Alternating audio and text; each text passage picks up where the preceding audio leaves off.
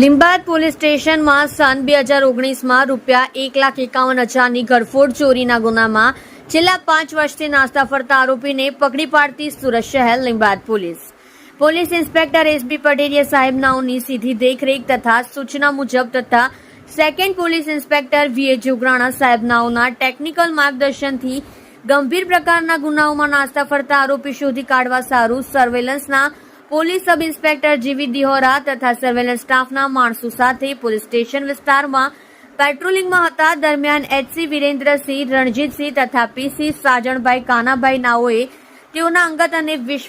વિશ્વાસુ બાતમીદાર મારફતે સંયુક્ત બાતમી હકીકત મળેલ કે ચોરીના ગુનામાં છેલ્લા 5 વર્ષથી નાસ્તા ફરતા આરોપી આમિર ઉર્ફે સુલતાન મંસૂરી હોલ પાસે આવનાર છે. જે બાતમી આધારે ટેકનિકલ વર્કઆઉટ કરી આરોપીને પકડી પાડેલ છે. જે મજકૂર આરોપીની પૂછપરછ કરતા તેણે જણાવેલ કે ગઈકાલ તારીખ 2/3/2019ના રોજ સદર આરોપી તથા તેમના સાગરીતોએ સાથે મળી લીંબાયત સંજયનગર શ્રીરામ ચોક પાસે ઘર નંબર 95માં દિવાલ સાથે લગાવેલ બાંબુને પકડી પહેલા માળે જઈ સદર મકાનમાંથી ₹1 લાખ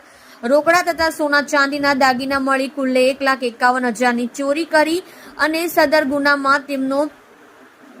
એક મિત્ર પકડાઈ જતા પોતે વતન ખાતે ભાગી ગયેલ અને થોડા સમય બાદ ફરી સુરત ખાતે આવી રહેવા લાગેલ અને સદર ગુનામાં આજ દિન સુધી નાસ્તા ફરતા હોવાનું જણાવતા સદર આરોપી આમિર ઉર્ફે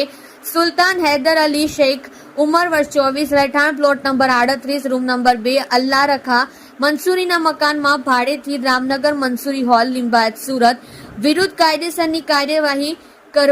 કરેલ છે. તમે જોઈ રહ્યા છો કેપી ન્યૂઝ ચેનલ રાહિલ શેખની સાથે.